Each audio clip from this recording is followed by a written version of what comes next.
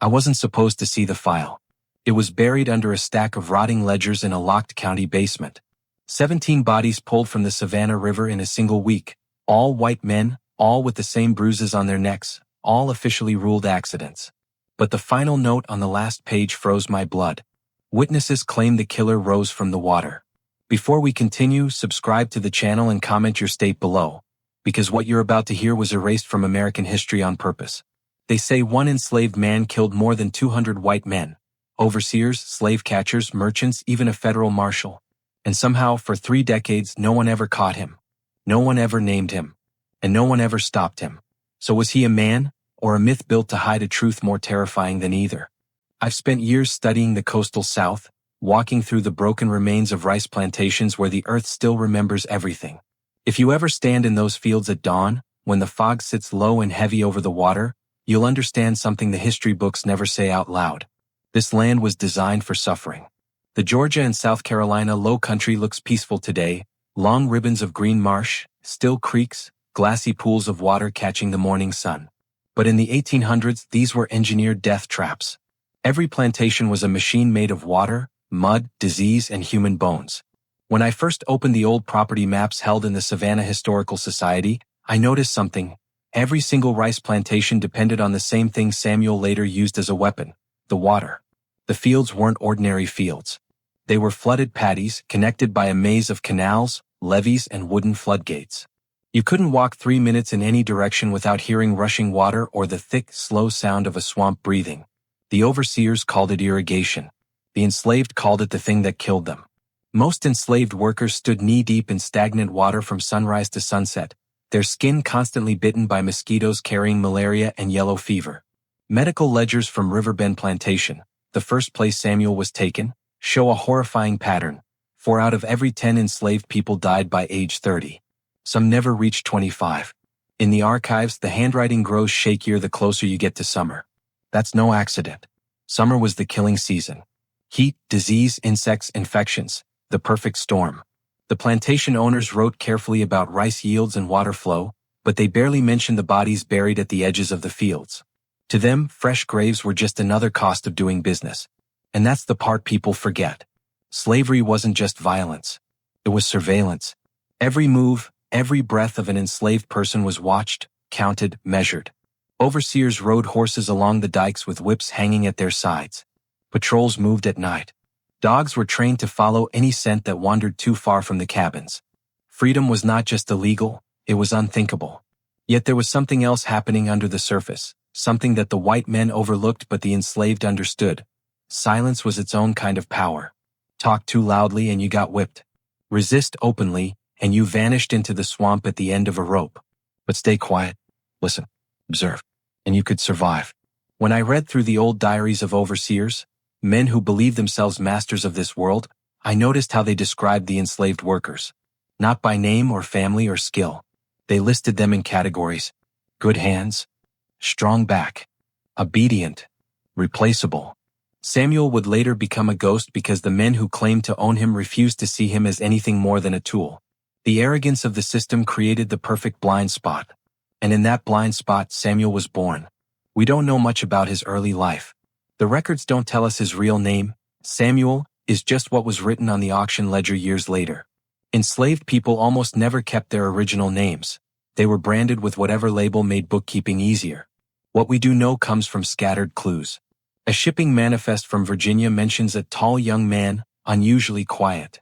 A plantation inventory lists a man who learns quickly, keeps to himself. One overseer's journal warns, watch the new one. Something in his eyes. These fragments, separated by years and miles, all point to the same truth. Samuel didn't scream. He didn't protest. He didn't break. He watched. And in a world where information was the difference between death and survival, that made him dangerous. By the time Samuel reached the Georgia Low Country, he entered a landscape that was brutal, massive, and almost impossible to escape. Thick cypress swamps swallowed sound. Marsh grass reached over a man's waist. Rivers curved through the land like veins, feeding the rice fields but drowning anyone who misstepped. The overseers believed this landscape protected them. But to someone with patience, someone who listened, someone who studied the terrain day after day, it was the perfect weapon. When I stood in one of those old canals myself, the mud still soft under my boots, the wind whispering through dead rice stalks, I finally understood what the early documents meant when they mentioned the water taking men. It wasn't the water. It was someone using it.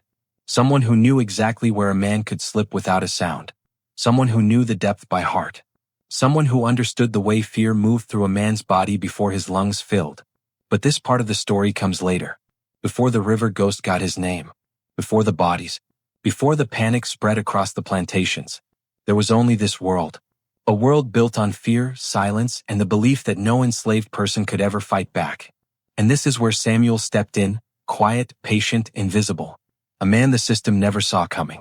1831 Georgia. One plantation. One silent man. A storm begins. Would you survive a world built to kill you? The deeper you go into the old archives of Savannah, the more the paper begins to smell like moisture and salt. The ink fades, the pages crack, and the past feels like it's trying to disappear. But on one brittle sheet, tucked inside a ledger dated March 12, 1831, I found the moment Samuel's recorded life began. A slave auction. If you've never stood inside the old Savannah auction yard, it's hard to imagine what it felt like. Today it's quiet, almost peaceful, just an open square paved with brick. But nearly 2 centuries ago, it was loud, filthy, and full of human misery wrapped in polite business language. The ledger doesn't show any emotion. It never does. Just numbers, measurements, and lies called descriptions. Lot number 14, male, 23 years. Good teeth. Strong constitution. Field trained. Scarred back. No visible defects. No name. No family. Nothing human. Just property. But in the margins, almost invisible unless you tilt the page toward the light, the auctioneer scribbled one extra line. Tall. Not fearful. Quiet. That wasn't a compliment. Quiet enslaved men worried plantation owners. A man who didn't beg, cry, or plead was a man not fully understood. And white men feared what they couldn't understand. The auctioneer's name was Hutchkins, a man who'd sold people like cattle for 15 years. In his surviving diary, he describes Samuel in only 7 words. The tall one watches everything but speaks nothing. Most enslaved men kept their eyes down to avoid punishment. Samuel didn't. He looked at everyone, not with defiance but with calculation. Even then he was studying the room. And that made him dangerous. On the morning of the sale, the air was thick with humidity from the river. Buyers wiped sweat from their necks while enslaved men and women stood chained in lines, waiting to be priced like horses. Babies cried. Somebody prayed under their breath. Someone else vomited from fear. Samuel stood perfectly still. He didn't tremble. He didn't whisper. He didn't look broken. To the buyers, that meant he was strong. To me, reading his file nearly 2 centuries later, it meant something else entirely. He was holding something inside. When the bidding began, men shouted numbers as casually as they would for sacks of grain. 700. 750. 800. Sold. The buyer was Thaddeus Claymore, a 3rd-generation rice planter and a man who prided himself on being civilized. When I read his letters and plantation books, I found a man who believed cruelty was only cruelty if it left visible marks. But invisible cruelty? That was just discipline. Claymore inspected Samuel like checking a tool, pulling open his jaw to see his teeth, pressing on his shoulders to test muscle strength, tapping at the scars on his back like a man choosing wood at a market. Samuel stayed silent through all of it. But the most chilling detail wasn't written by Claymore or the auctioneer. It came from a single testimony I uncovered in a forgotten court record, a statement from a former enslaved woman who had witnessed the auction as a child. She described Samuel as a man who stood like he already knew something the rest of us didn't. When I read that line, I stared at it for a long time. Because if you follow Samuel's trail through plantations, death reports, and rumors, there's a moment when his silence stops being survival and starts being strategy. Samuel wasn't mute. He wasn't slow. He wasn't broken. He was observing. A skill no slave owner ever prepared for. They underestimated him from the very beginning, and that was their fatal mistake. Claymore paid $800, a fortune for a young field hand. Not because he cared about Samuel's life, but because rice cultivation required precision. Rice was more valuable than cotton in that region. It needed bodies, strong ones, to keep the fields alive. So Samuel was taken from the auction block, chained to 6 others, and marched toward the Riverbend plantation. One of the overseers in the sale report wrote, "Tall one walks like he's counting his steps. When I visited the route myself, the old sandy road leading out of Savannah, I imagined Samuel walking that same path, the iron biting into his wrists, the river smell following him like a shadow. Not fighting, not crying, not praying, just watching. Every tree, every bend in the road, every overseer's habit, every weakness. Because by the time Samuel reached the plantation, he already understood something most enslaved men never lived long enough to learn. The one who watches the longest survives the longest. That trait alone would have made him remarkable. But paired with something else the auction ledger never mentions, his ability to read and understand multiple languages, it made him lethal. Hidden in the Claymore Plantation accounting book, I found a note that never made it into any official record. Field hand Samuel overheard me discussing canal gates. Asked no questions. Watched as if learning. They thought that was harmless. They didn't know they were arming a ghost. And so, with a chain around his wrists and no past left to claim, Samuel stepped through the gates of Riverbend, a place where most men only left in a coffin. But Samuel wasn't like most men. He didn't plan to leave in a coffin. He planned to leave a trail. 1831 Georgia. One auction. One mistake. One man watching everything. Would you trust a quiet man in a violent world?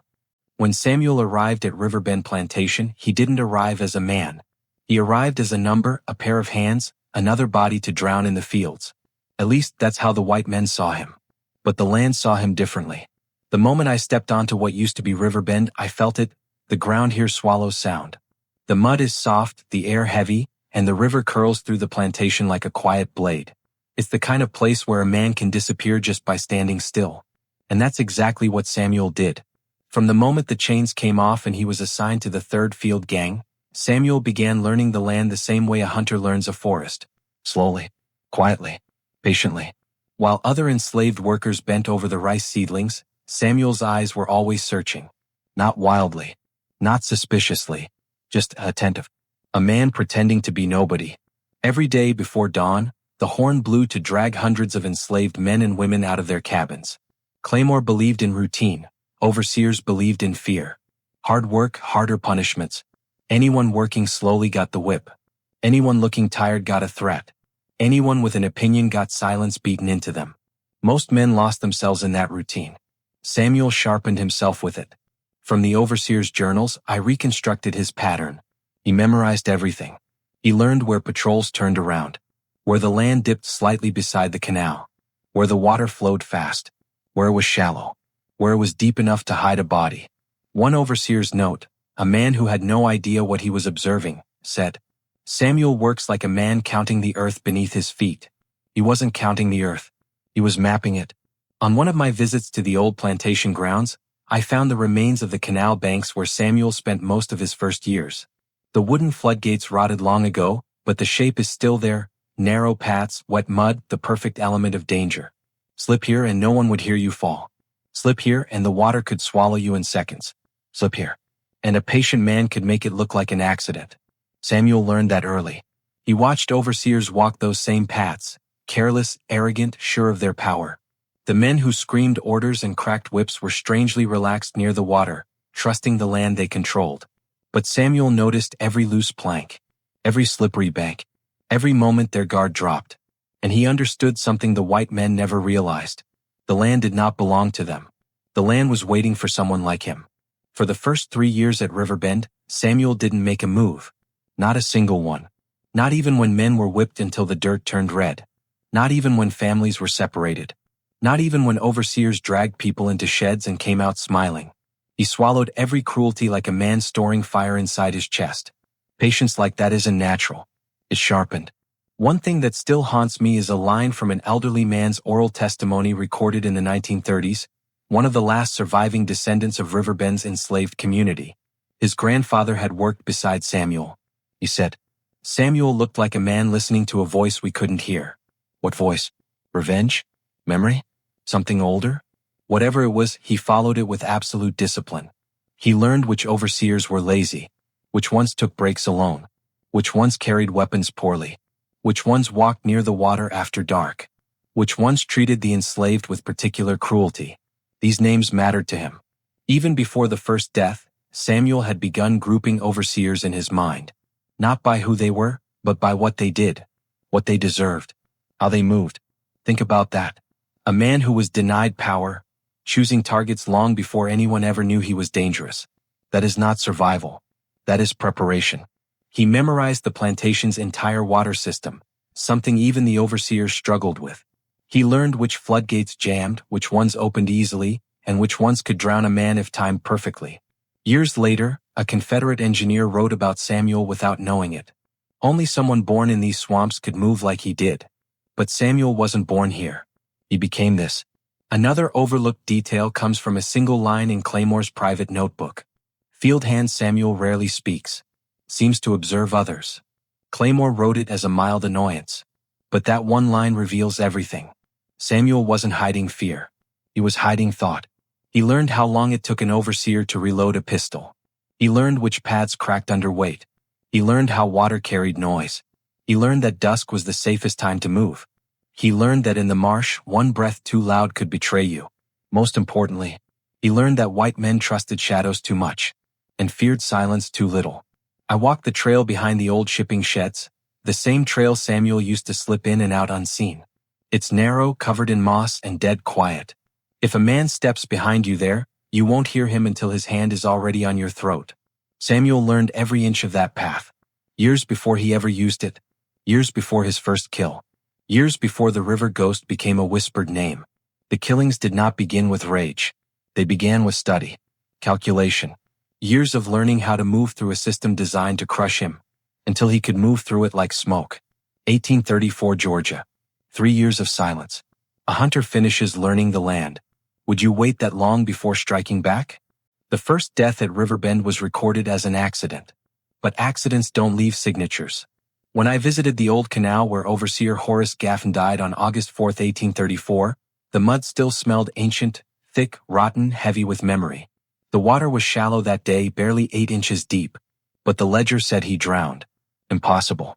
Unless someone held him there. The official report, written in the neat handwriting of the plantation physician, reads, "Subject slipped on wet bank. Struck head. Rendered unconscious. Drowned. No hesitation. No investigation.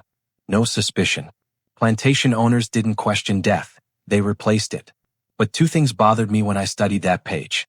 First, the canal bank where he supposedly slipped is angled downward, but not enough for a grown man to fall fast. Second, Gaffin was found face down, arms under him, not outstretched like someone who had slipped. He didn't fall. He was placed. So I dug deeper. In a storage room behind the county courthouse, I found a forgotten box of testimony notes. Fragments, scribbles, witness statements, all jumbled together. And in one of them, written by an enslaved worker named Marcus, was the truth nobody wanted to believe. I saw Samuel walking from the lower canal before I found Mr. Gaffin. Marcus never repeated that line publicly. He never told the overseers. He told the constable the same thing Samuel told the world for years. Nothing. Because in the enslaved community, silence wasn't just safety. It was loyalty. And when I stood at that canal myself, I understood why the enslaved stayed quiet. The place is narrow, almost hidden. The tall grass swallows you whole. The sound of the river nearby covers everything. Footsteps, breathing, even a man drowning. Samuel knew that. He had walked this path countless times. He knew exactly where the mud held firm, and where it gave way. Years of observation had taught him the perfect place to strike. You don't need strength to drown a man in 8 inches of water. You need timing. You need patience. You need to know when he's alone. And that day Gaffin was alone. The Plantation Journal records Gaffin's routine. Inspection of lower paddies, 2:40 to 3:10 p.m. He walked that route every afternoon, always at the same time. He checked the irrigation gates, cursed the workers, and moved through the field like a man untouchable. Samuel knew his schedule better than the overseer did. And when Gaffin reached the narrowest bend of the canal, a place where the bank is slick and the drop is sharp, something happened that no one saw. But we can recreate it. A single, precise shove. A fall into mud thick as glue. A hand pressing the back of his skull just long enough. Just quiet enough. Just deliberate enough to make it look natural. Remember, the water here doesn't splash. It swallows. When Marcus later found the body, he didn't scream. He didn't run. He walked carefully, placed a hand on Gaffin's back, and only then called out, "Someone come." Mr. Gaffin Dunn fell. But what Marcus didn't say, what every enslaved worker at Riverbend understood instantly, was this. Someone waited for him. I interviewed a descendant of Marcus, an elderly woman living near Beaufort. She told me her grandfather had whispered one sentence on his deathbed, long after slavery ended. The river took him, but it was a man who chose the moment. That was the beginning. Riverbend's first overseer in decades to die, accidentally. And the only person whose routine matched the timing perfectly was Samuel. But Samuel didn't celebrate. He didn't boast. He didn't smile or change expression. He went back to work the next morning like nothing had happened. To Claymore, that meant Samuel wasn't involved. To the enslaved, it meant something else. The quiet man had finally moved. The enslaved knew brutality intimately. They recognized vengeance when they saw it. And in the nights that followed, whispers flowed through the cabins like smoke. He did it. About time. Watch him now. He ain't finished. But those whispers never reached the overseers. Not one slave stepped forward with information. Not one person hinted at suspicion. A man had killed an overseer, and an entire community chose to protect him. Not out of fear. Out of understanding. Because cruelty had seasons on plantations. And so did justice. The death of Horace Gaffin was the first crack in the armor of a system that believed itself invincible. A system that never imagined a man like Samuel could exist. They thought the land protected them. They never realized the land had already chosen sides. August 1834. One overseer dead.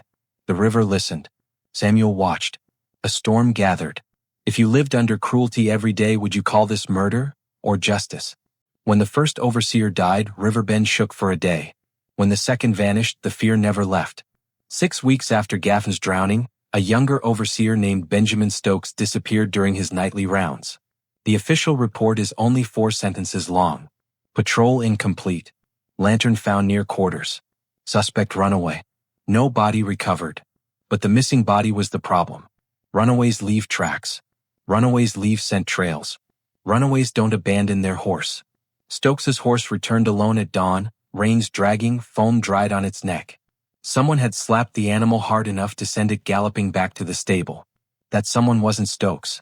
When I walked the path Stokes took that night, the ground told a different story. Low trees curved overhead, swallowing moonlight. Water from the canal seeped across the ground. The only sound was the distant croak of frogs from the marsh. If a man screamed here, no one would hear him. I found a note from a slave patrol guard who'd searched for Stokes the next morning.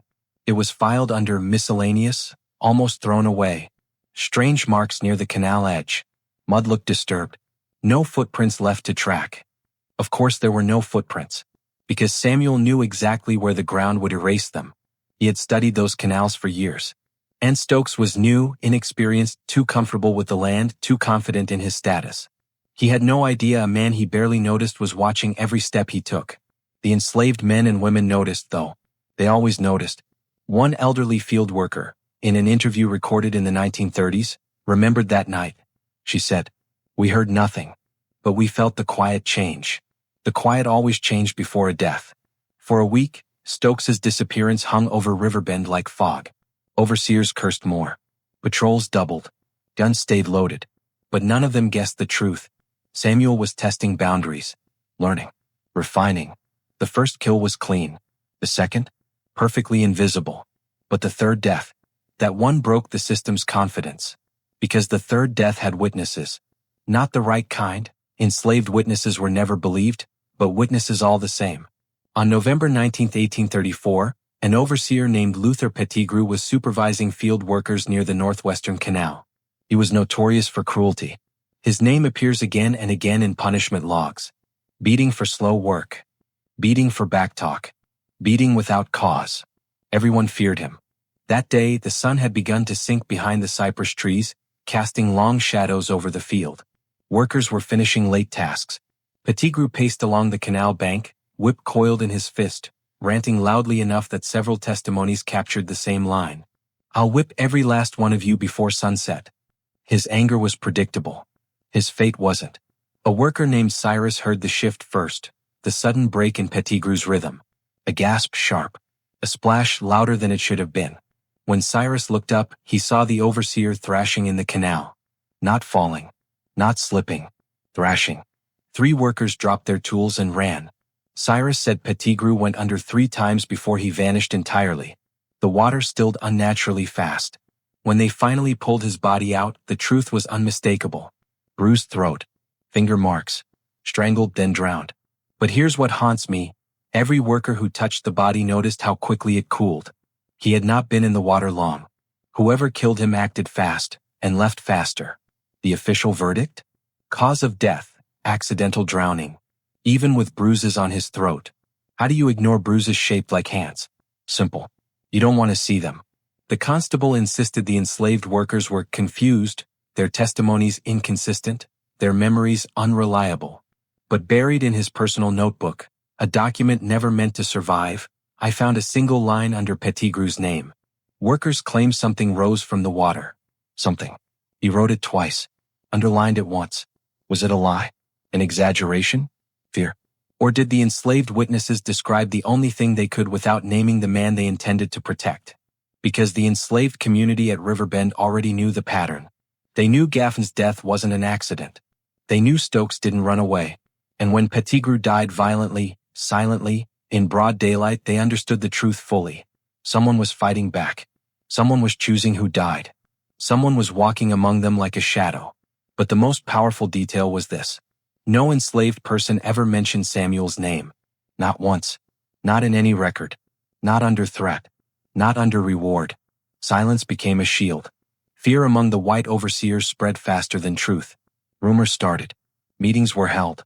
Patrols tripled. And yet, the killings didn't stop. A slave catcher upriver vanished next. A merchant was found with his throat cut. Another overseer failed to return from rounds. By early 1835, the pattern was unmistakable, at least to anyone willing to see it. But the slave owners clung to denial. Because accepting the truth meant accepting that one enslaved man, one nobody, had learned to use their land, their system, their arrogance against them. And he was just getting started. 1834 to 1835. 3 dead at Riverbend. 3 more upriver. No suspects. No witnesses willing to speak. Would you stay silent to protect a man who finally fought back? In every mystery there is a moment when fear becomes language. At Riverbend, that moment came quietly, not from the overseers, not from the plantation owners, but from the enslaved themselves. Because while the white men blamed bad luck, poor footing, runaway impulses, and God's will, the enslaved saw something else. A pattern, a purpose, a hunter. And they gave him a name the authorities would never hear. The River Ghost. I didn't find that name in any written record. Not one. Not in plantation ledgers, not in sheriff notes, not in court files. I found it in the only place the truth survived.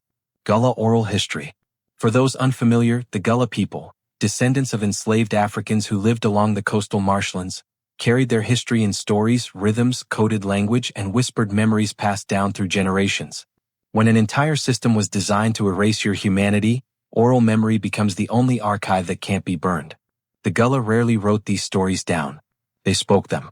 And when I visited a Gullah community on St. Helena Island, an elder told me something that changed the direction of my research.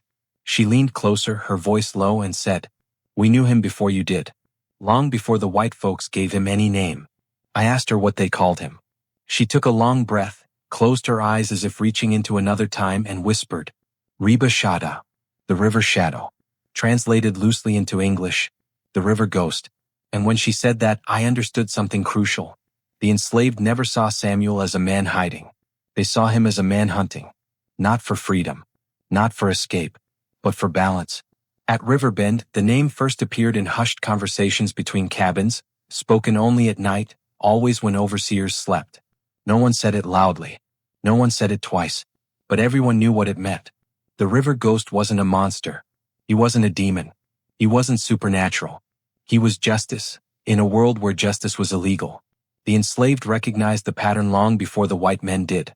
After Pettigrew's strangling, one woman reportedly whispered, "The water got teeth now." After Stokes vanished, "He walked like a man made of wet wind." After the 3rd death upriver, "He don't need no eyes. The river tell him where they walk." This wasn't superstition. It was respect. Because everything about the killings pointed to one truth. The killer understood the land better than anyone alive. That is what terrified the enslaved. And what terrified the white men even more. Water doesn't betray you. Water doesn't speak. Water doesn't testify. It hides you. And Samuel had spent years becoming a part of it. memorizing currents, canal gates, mud depth, choke points, slip angles. When he struck like the part of the landscape no overseer paid attention to. And so the name spread. Not through letters. Not through newspapers.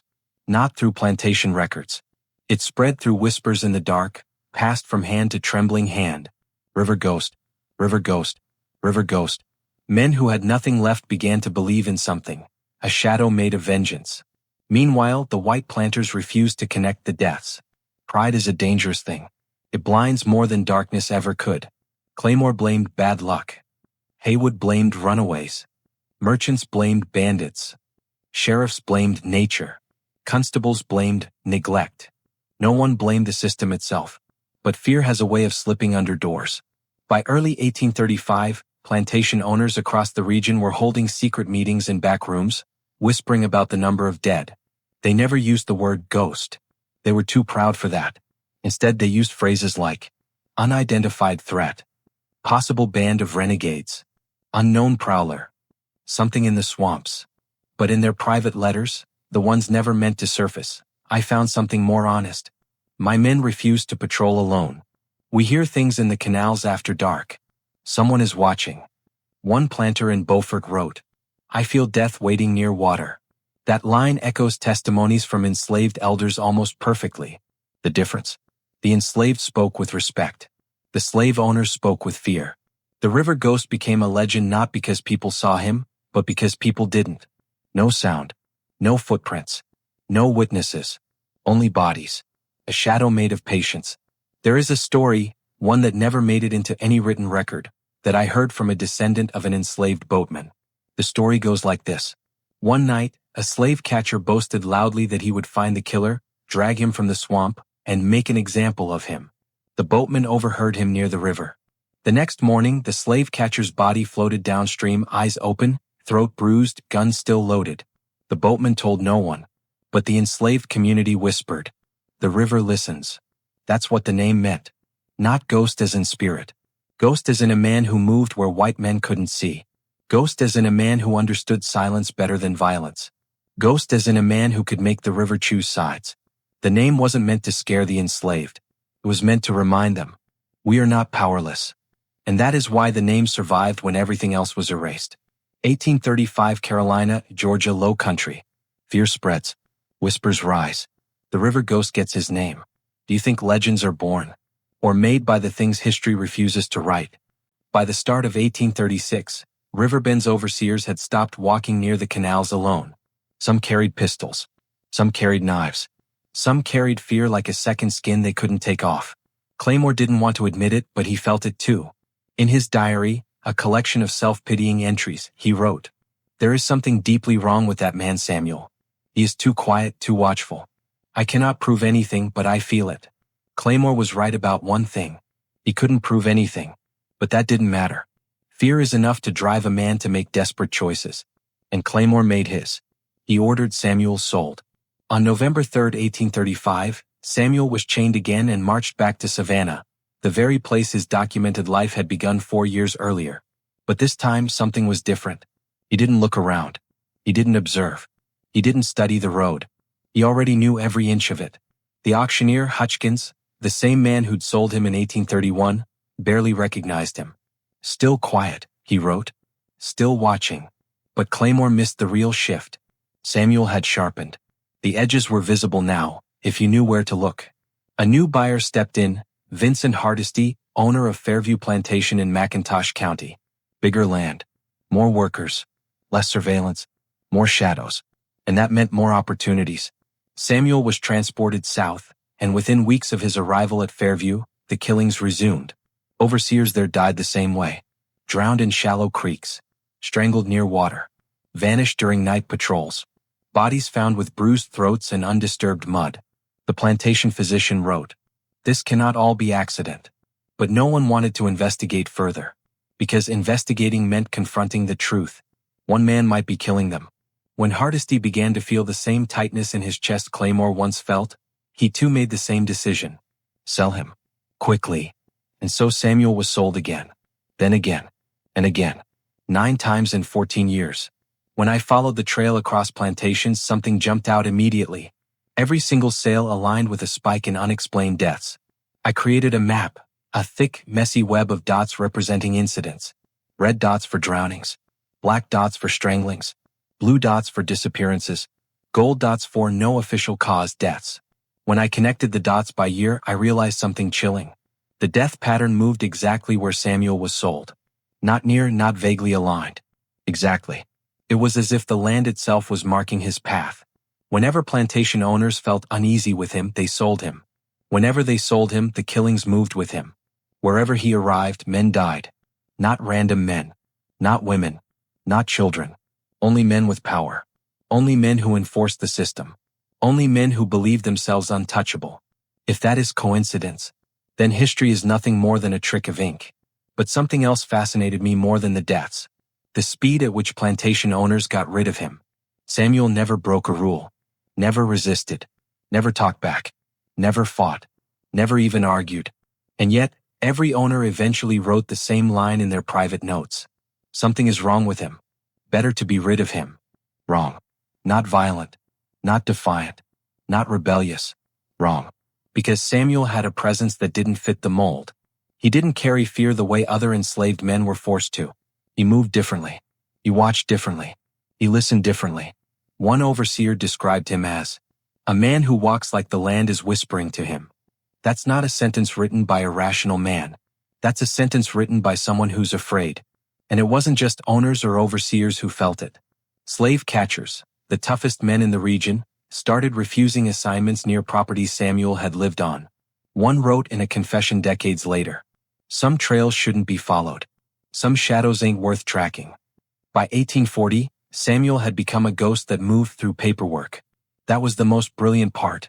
He let the system move him. He let the system hide him.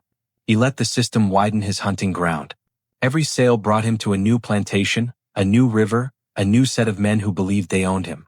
They didn't know they were stepping into his territory, a territory that grew with every sale. Because while owners saw him as property to be relocated, Samuel saw them as a list, a ledger of men who deserved to drown. And he was crossing names off one by one. By the time he reached his sixth plantation, rumors had spread across the low country. But none of the rumors reached the people who needed to hear them most. Because the enslaved never spoke his name. Not for money. Not for safety. Not for their own freedom. The silence protecting Samuel was bigger than him. It was rebellion. A rebellion of hundreds who had lost everything except the small power they found in secrecy. In the letters of a planter from Darien, I found this single, terrified sentence. "I cannot escape the feeling that death follows that man." He wasn't wrong.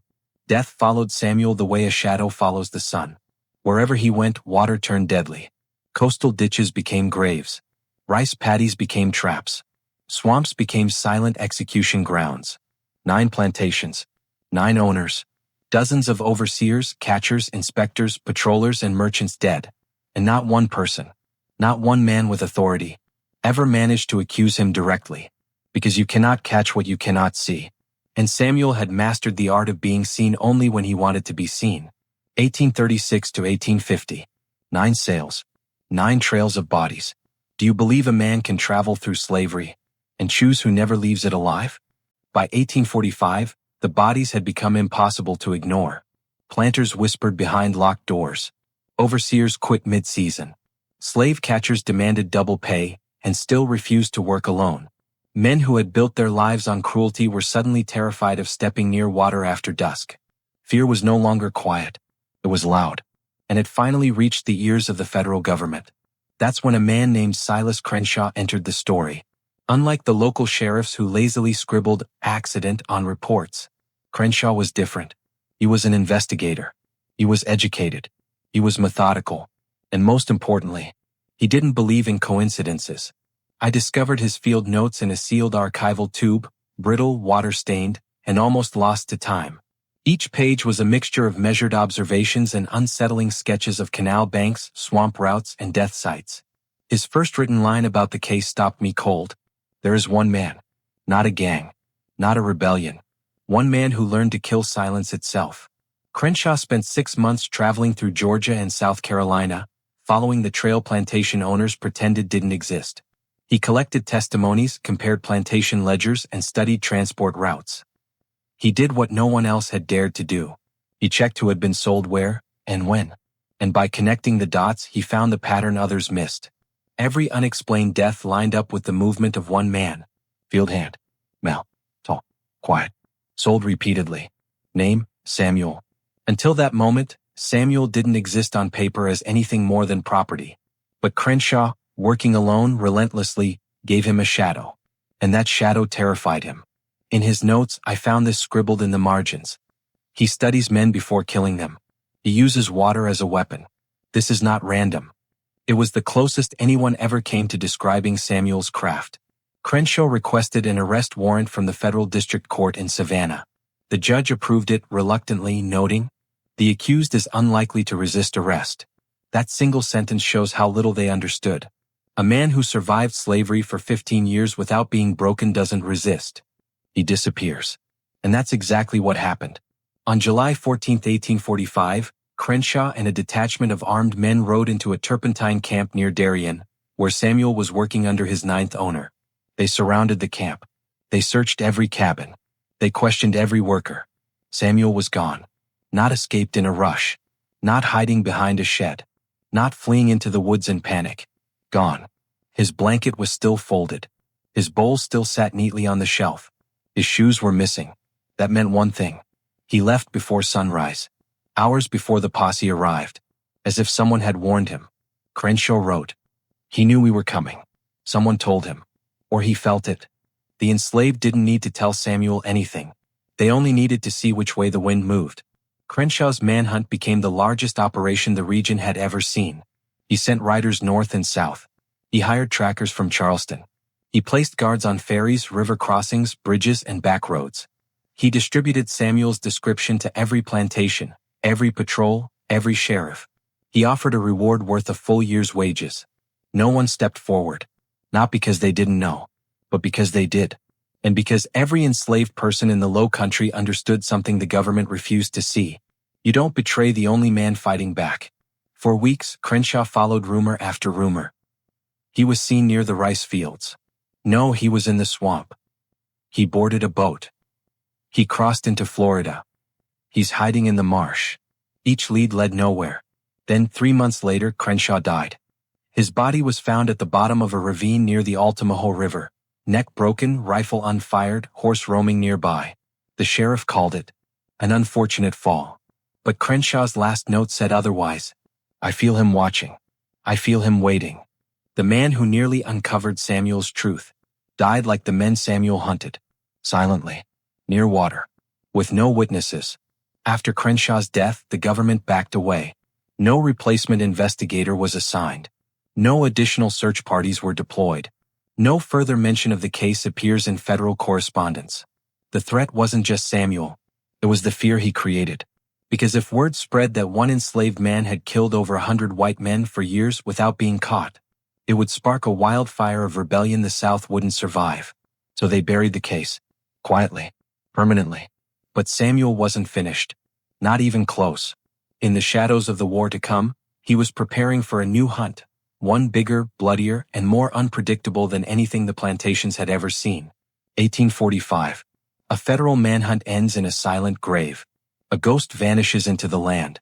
The river waits for more blood. If you knew the government was hunting you, would you run, hide, or strike back? By 1861, the South was burning. The Civil War cracked everything open. Plantations emptied as white men left to join the Confederate Army, patrols dissolved, and the rigid structure that had kept millions enslaved suddenly shook under its own weight. And in that chaos, the river ghost did something no one expected. He didn't stop. He escalated. When I read through Confederate military correspondence, yellowed letters stored in the National Archives, one phrase kept appearing. Unexplained losses near the coastal supply lines. At first, officers blamed deserters, swamps, river accidents, or Union scouts. But the pattern was impossible to ignore once you laid the reports side by side. Soldiers found drowned in shallow creeks. Pickets strangled beside river crossings. Couriers who vanished mysteriously en route between forts. Bodies discovered with bruised throats but untouched rifles. Men whose tracks stopped suddenly at the edge of marshes. The military called it logistical attrition. Locals called it something else. The river has its own war. And it was winning. One letter stood out to me more than any other. written in 1863 by Confederate Colonel Marcus Talbot. His words were not the words of a soldier. They were the words of a man being hunted. He wrote, "My men refuse to stand picket near the rivers. They claim a Negro ghost walks the marshes. The colored people here will not speak of him. But they look into the water as if it knows their secrets." Talbot wasn't superstitious. He wasn't weak. He wasn't a fool. He was describing Samuel. By that time, Samuel would have been in his late 50s or early 60s, an age where most enslaved men were already dead. But the war changed everything. The structure that once contained him now crumbled. Patrols shrank. Overseers vanished into military service. Fields grew wild at the edges. Water gates rusted. Property lines stopped being patrolled. The land loosened its chains. And in that loosened world, Samuel became more ghost than man. The Confederate Army had never feared one man until now. In his report, Talbot described how soldiers reacted to night duty near swamps. They hear footsteps in the water. Then silence. Then nothing.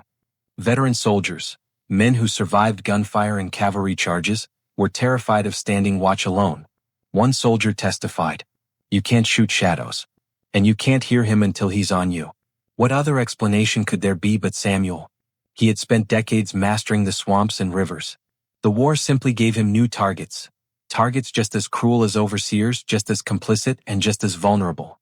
His methods didn't change. Bodies were always found near water. Always with the same bruising. Always without witnesses. And still no one spoke his name. Even when the Confederate military interrogated enslaved people, threatening torture or death, the answer was always the same. Ain't seen nothing. Ain't heard nothing. Ain't know nothing. That silence was loyalty. That loyalty was rebellion. Samuel didn't fight for the Union. He didn't fight for the Confederacy. He fought his own war, the war he'd been waging alone since 1834. The Civil War simply gave him cover. It's impossible to know exactly how many Confederate soldiers died at his hands. Too many battles, too many missing reports, too many riverbanks with no witnesses. But based on the preserved correspondence, I estimate at least 20 Confederate casualties in one 6-month span. Follow the river ghost pattern. And I believe the real number is higher. During this period, a Confederate lieutenant wrote this chilling line. "I saw something move in the water. Not an animal. Not a man. Something that wished to be unseen." Samuel had become legend. And yet, even in this deadly chaos, he kept his pattern intact. Never kill enslaved people. Never kill poor white farmers. Never kill civilians uninvolved in the system. Only men with authority. Only men tied to slavery. Only men who enforced cruelty. His war had rules. Clear, unwavering rules. He wasn't a monster. He was a principle. His killings weren't random. They were judgment. And the war only fed the shadows where judgment lived. By late 1864, Confederate morale along the coast had collapsed. Soldiers refused assignments near swamps. Commanders stopped recording deaths accurately. Officers rewrote reports to avoid admitting they were losing men to something they couldn't explain. One captain wrote, "We fight the Union by day, and a ghost by night." When General Sherman's march cut through Georgia, the plantations burned, cities fell, and the Confederacy began its final collapse. But the river marshes remained untouched. The river ghost lived there. No army dared follow him. Then, in April 1865, when General Robert E. Lee surrendered at Appomattox, the war ended. But Samuel didn't return to any plantation. He didn't appear in any Freedmen's Bureau registry. He didn't show up in any census. He simply vanished. A ghost walking out of a burning world. The Civil War swallowed millions of lives. But one man moved through it unseen, adding his own shadow to the battlefield. 1861 to 1865. War everywhere. Death everywhere. And one ghost hunting the men who once hunted him. In the chaos of war, do you think justice becomes easier or harder to see? When the war ended in 1865, the South looked like a burned-out skeleton. Plantations abandoned.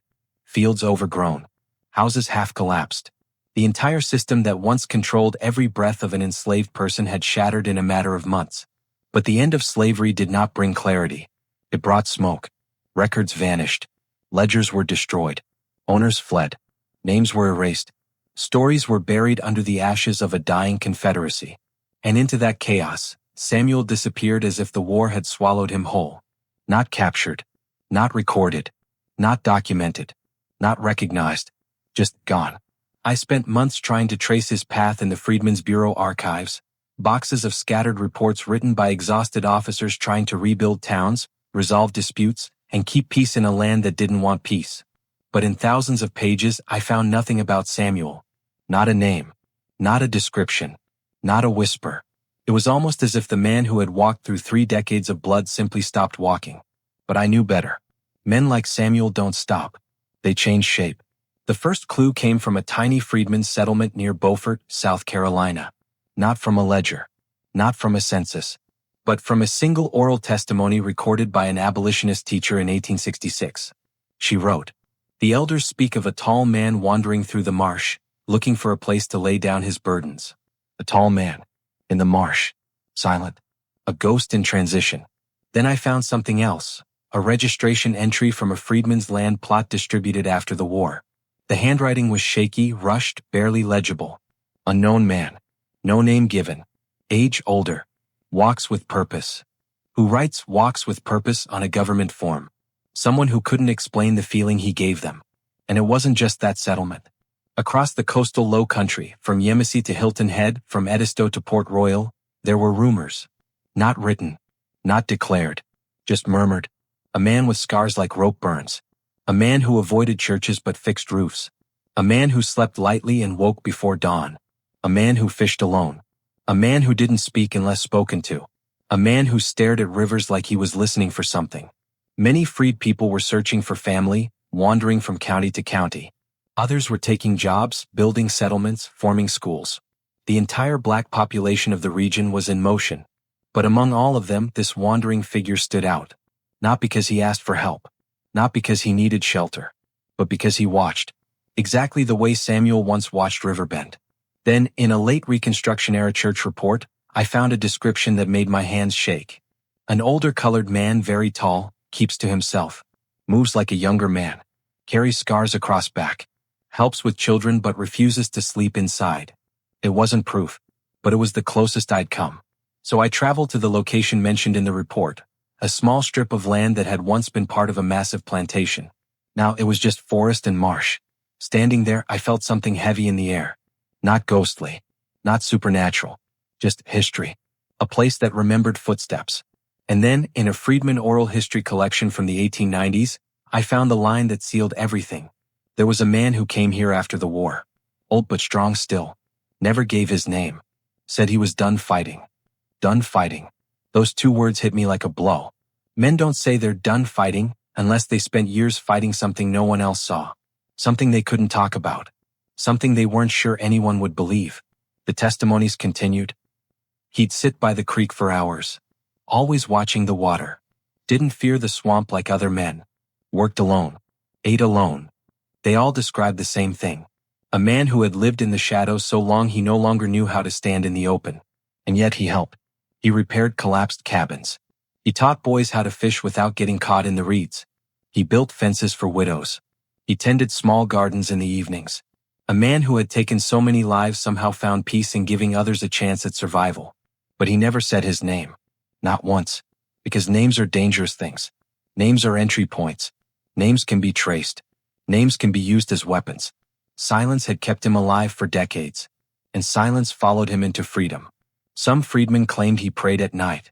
Others said he stared into the water as if expecting someone, or something, to rise from it. A few said he never slept deeply, always waking at the slightest sound. But the most striking testimony came from a woman who had been a child at the time. He looked tired in the eyes. Real tired.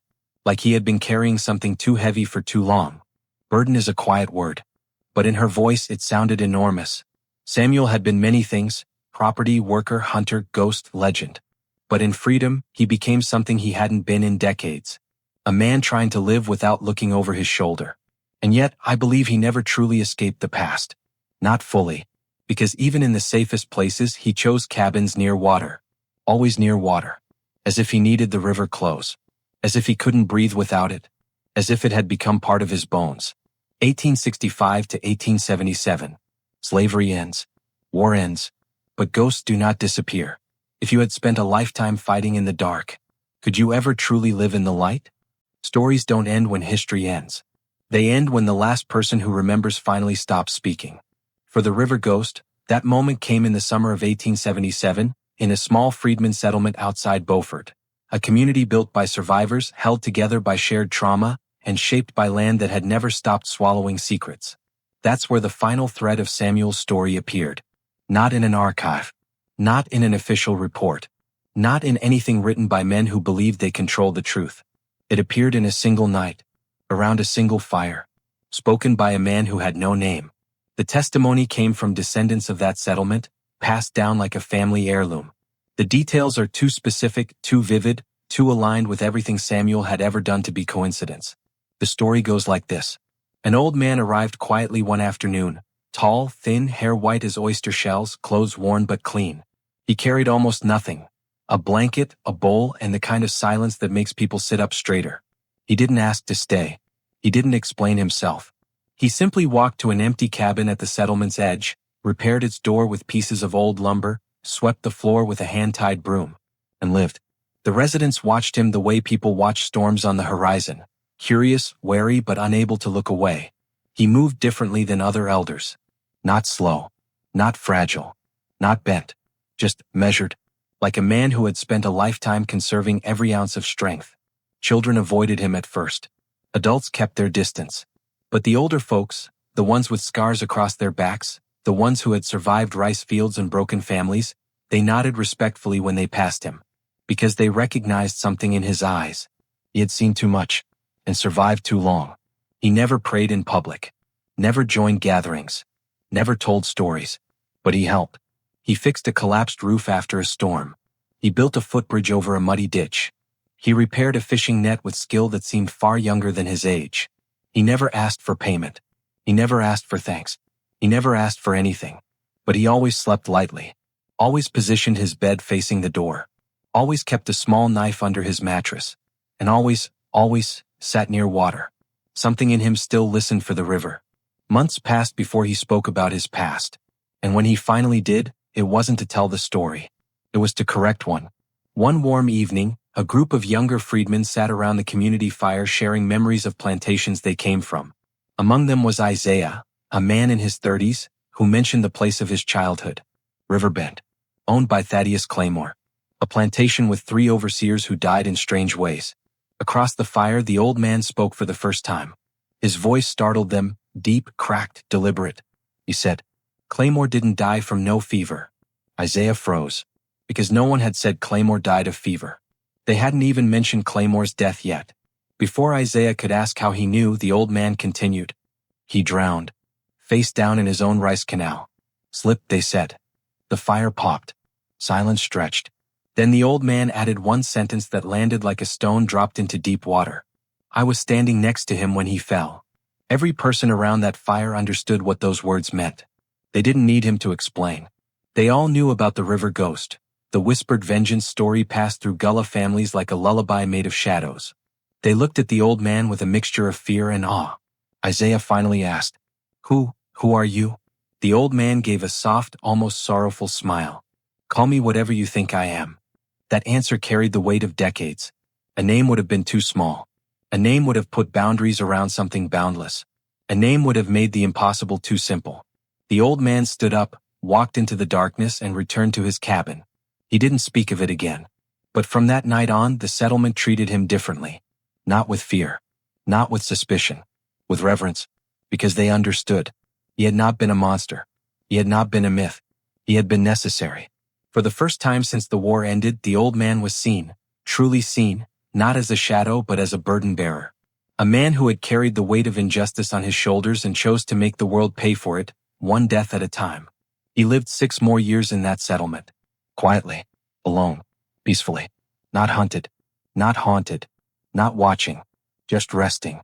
On a humid July morning in 1883, neighbors found him lying in his bed, eyes closed, arms folded, as if he had finally allowed himself to sleep deeply. He died without a single word. No confession. No explanation. No apology. The settlement buried him in their small cemetery, beneath a simple wooden cross with no name carved into it. 3 old women, all former slaves, stayed by the grave after everyone else left. One whispered, "He was the river ghost." Another said, "If he was, he earned his rest." And the third added, Some truths ain't meant for white folks to know. Then they walked away, leaving the dirt unsettled but the story intact. Because the river ghost wasn't meant to be proven, just believed. 1877 to 1883. A nameless elder. A whispered confession. A grave with no marker. A legend choosing silence over glory. If you carried the weight of 2 centuries on your back, would you die with your truth or speak it aloud? The truth about the river ghost is not carved in stone. It isn't preserved in museums. It's not taught in classrooms. It doesn't sit neatly in a textbook. Truth like this survives only where history refuses to look. In whispers, in river mud, in stories told after dark when doors are locked and white ears aren't listening. When I began unraveling Samuel's trail, I expected to find facts. Dates. Proof. Signatures. A name burned into paper like a brand. I found fragments instead. Bodies. Patterns. Coincidences too sharp to be coincidence. Records erased too carefully to be accidental. Lives ended too quietly to be ignored. And the more I traced the path, the more I realized something uncomfortable. History wasn't designed to remember him. It was designed to forget him. There are 3 ways a man disappears. He dies. He hides. The powerful choose to erase him. Samuel may have experienced all 3. But erasure leaves fingerprints. And Samuel's fingerprints cover the entire Low Country. In the marshes, in the ledgers, in the deaths that no investigator dared to link. And in the silence that bound thousands of enslaved people together in a pact stronger than any law. No one spoke his name to authorities. Not for money. Not for freedom. Not for mercy. That silence was rebellion. That silence was loyalty. That silence was a weapon. When I visited St. Helena Island, an elder told me, "Our people don't talk about him to outsiders." But he lived. You don't get stories this sharp from shadows. He lived. Those 2 words haunted me. Because everything about Samuel's story resists being pinned down. He is always half in the dark, half in the river, half in the memory of the oppressed. That is the nature of ghosts. But there is one thing the historical record cannot hide. Between 1834 and 1865, more than 200 white men tied to the slave system died under suspicious circumstances in the region where Samuel was sold. The records exist. The deaths are real. The patterns match perfectly. And yet, no arrest. No trial. No name. It's as if the South was fighting a silent war long before the Civil War ever began. A war led by a man they refused to see as human. And maybe that's the cruelest irony. The system that denied Samuel a name accidentally created his legend. Every sale moved him deeper into the heart of the Low Country. Every transfer widened his hunting ground. Every overseer who feared him unknowingly strengthened his myth. Every slave catcher who disappeared turned his name into a warning whispered by firelight. But the most important part of Samuel's legacy isn't violence. It's the possibility. The possibility that someone fought back. The possibility that slavery didn't crush every soul. The possibility that justice, even when corrupted, found its own path through mud and blood. The possibility that even the most powerful men slept with fear in their throats. The possibility that one enslaved man made an empire shake. When I returned to the small settlement where Samuel spent his final years, I stood at his unmarked grave. No cross. No stone. Just earth. And I felt something I didn't expect. Not fear. Not triumph. Not mystery. But gratitude. Because Samuel didn't become a symbol of vengeance. He didn't become a symbol of violence. He became a symbol of agency. In a world designed to strip people of it. In a system built on silence, he created terror with his silence. In a world that demanded obedience, he chose defiance. In a society that worshipped control, he became uncontrollable. And that is why his story was buried. Because if the South accepted that one enslaved man outsmarted hundreds, killed dozens, evaded every sheriff, every patrol, every marshal, then the lie of white superiority collapses in an instant. So the story went underground, into Gullah families, into whispers, into memories passed from grandmother to grandson, into coded language meant to protect the truth while hiding it from the wrong ears. And yet, despite all attempts to erase him, Samuel survived, not as a man, as a question, as a story too sharp to be fake, and too dangerous to be fully true. He forces us to ask things we don't want to ask. How many other stories like his are buried? How many rebellions were never recorded? How many men and women fought back in ways the record books never acknowledged? How much of African American resistance history has been erased on purpose? And finally, do we want Samuel to be real? Or do we need him to be? Because if he is real, then the most oppressed person in American history became the most dangerous man in the South.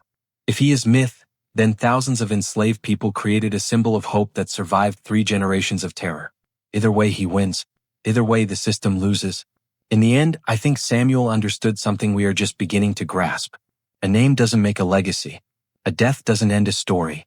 And a grave doesn't silence the truth. The truth breathes, moves, spreads, just like the rivers he lived beside. His story, real or myth, reminds us that history is not just what happened. It's what survived. And the river ghost survived everything. He outlived overseers. He outlived sheriffs. He outlived slave catchers. He outlived the Confederacy. He outlived the men who tried to erase him. He outlived the system that built itself on his back. He outlived his own name. The last words of the oldest woman in that settlement still echo in my ears.